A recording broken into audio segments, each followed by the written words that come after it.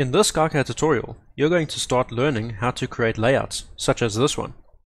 This is the backplate layout I've created for this project.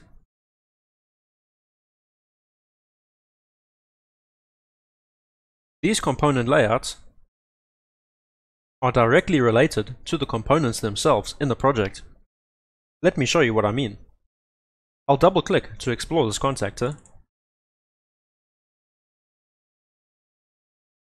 If we select Navigate, we can preview all the places where this contactor is represented.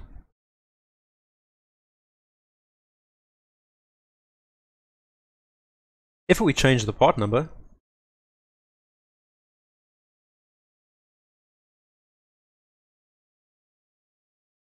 we can see the layout change.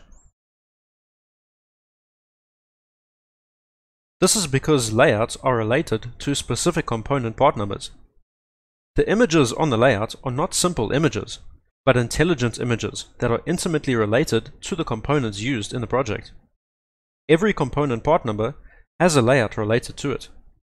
To demonstrate this, I have a list of all the components in my project in the tree view. Let's select contactor C1. If we expand the properties, we can see that this is an AF09 contactor from ABB. You can also see what this component looks like in the preview pane. To see what this contactor would look like laid out on a backplate, I'll click on the Show tab and select Layout. Select C1 Layout, and in the preview pane, we can see what the layout of this contactor would look like. It's important to know that every component part number that comes with SkyCAD by default has a layout already defined. But for new component part numbers that you create that don't come with SkyCAD by default, you'll need to define layouts for them if you want to create panel layouts such as this one. In this tutorial, I'm going to show you exactly how to do that. I'll be using this same project as an example for this tutorial. All the components I've used in this project, except for one, came with SkyCAD by default, so they have layouts predefined.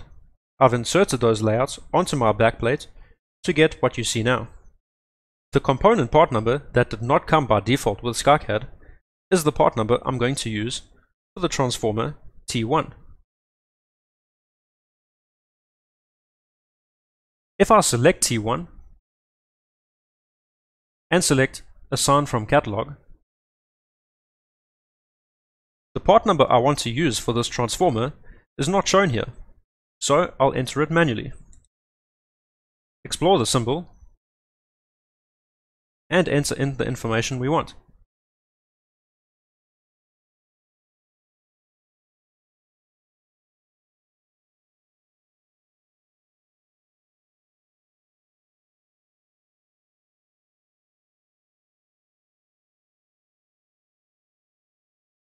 As you can see, the information has been added to the parts list.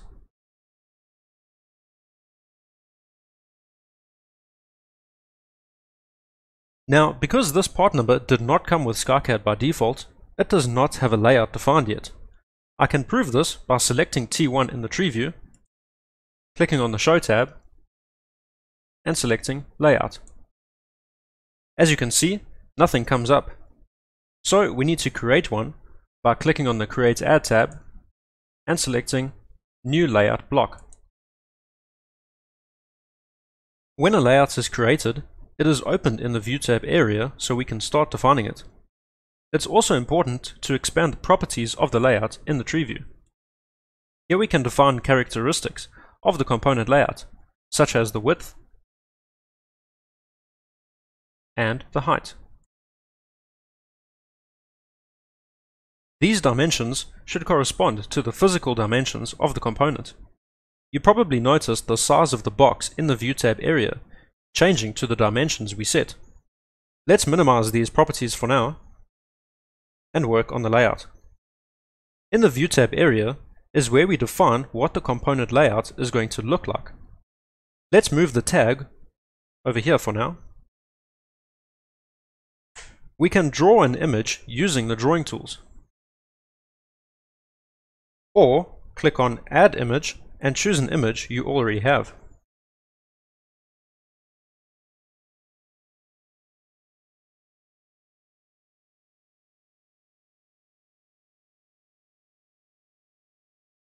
Once you've inserted the image, you can click and drag the construction point to fine-tune it. We can move the tag to where we want it. You may notice the box associated to the dimensions is still visible. If you don't want this to be shown on your component layout, expand the properties of the layout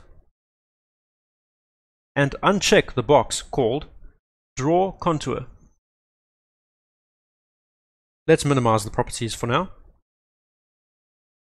You may also notice a small cross at the bottom left corner.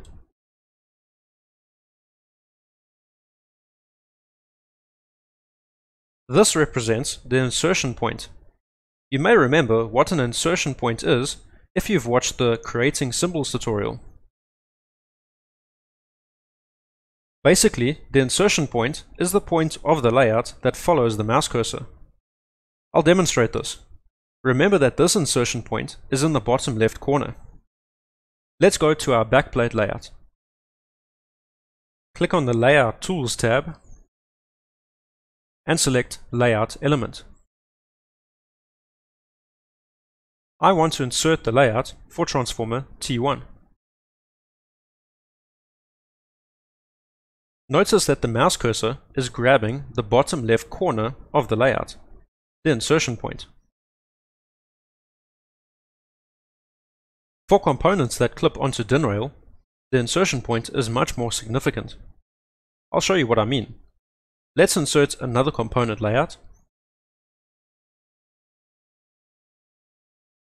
Let's take this fuse holder, FU2. As you can see from the preview, the insertion point is in the middle of the fuse holder.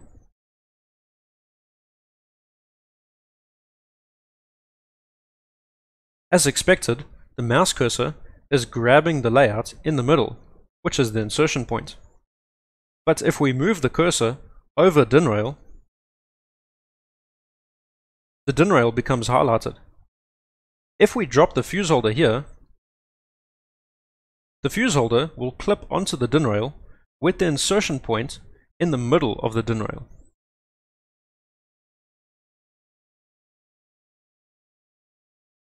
If we had to change the position of the insertion point, it would affect how the component clips onto the DIN rail. Just remember that the insertion point will always be in the middle of the DIN rail. There are a few different ways to define the insertion point. Let's use the transformer as an example. Firstly, we could click on the Drawing tab and select Reset Insertion Point.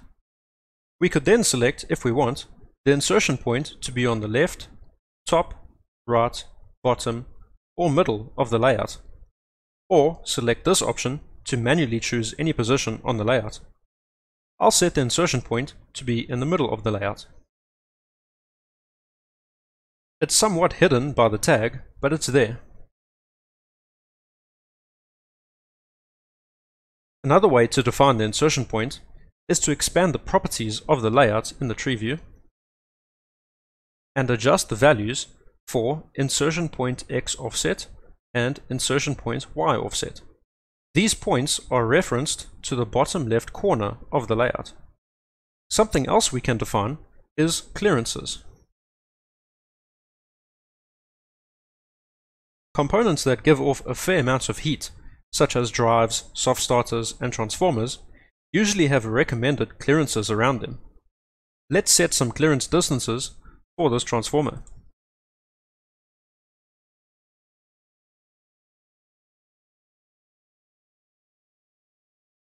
And minimize the properties.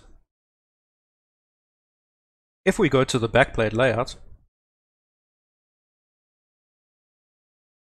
we can visually see these clearances by clicking on the Layout Tools tab and selecting Display Parts Clearance.